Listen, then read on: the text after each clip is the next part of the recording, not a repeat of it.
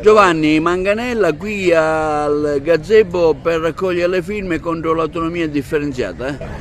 Sì, è già partito da ieri anche il sito nazionale attraverso il quale si raccolgono online le firme, per cui chi non ha la possibilità di venire ai banchetti oppure ha una residenza fuori dalla provincia e vuole comunque partecipare, può benissimo andare a entrare nel sito e firmare online o tramite il CIE o tramite lo SPID. Ecco, parliamo intanto perché firmare, andiamo al sintesi della motivazione che è più importante. Allora, a giugno di quest'anno è stata votata ed è già in funzione questa autonomia differenziata che permetterà alle regioni di poter riutilizzare buona parte, diciamo, degli introiti delle aziende, quindi delle tasse che vengono versate, e potrà ogni regione autonomamente, diciamo, aumentare quelli che sono i livelli di servizi, quindi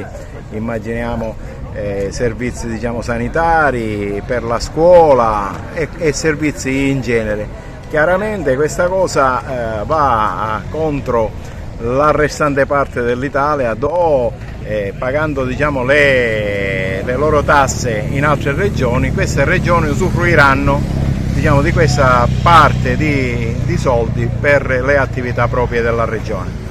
Oggi qui anche al Molo a San Leone contro l'autonomia differenziata, sia all'Italia Unita Libera e Giusta. Ecco, si raccolgono le firme per dire no a questa legge Calderoli. Anche voi come CGIL siete presenti? Non possiamo non essere presenti perché siamo una forza responsabile, rappresentiamo i lavoratori, una parte importante del paese, e quindi è una legge di questo genere che spacca il paese in due, che divide e che metterà le regioni nelle condizioni di spendere i propri soldi senza versarle allo Stato, quindi non ci sarà più la solidarietà tra le regioni. Se una regione ricca gestirà i propri servizi con i propri soldi e una regione che è indietro, povera, che ha poche risorse, rimarrà indietro nei servizi della scuola, sanità e tutte le cose importanti di questo paese. Quindi se passerà questa legge già abbiamo problemi con la sanità e con la scuola, ne avremo molti di più, soprattutto al sud.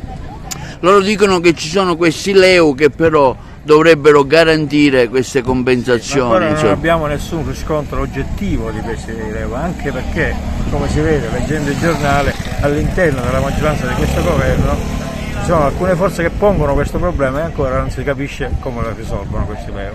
Perché si firma?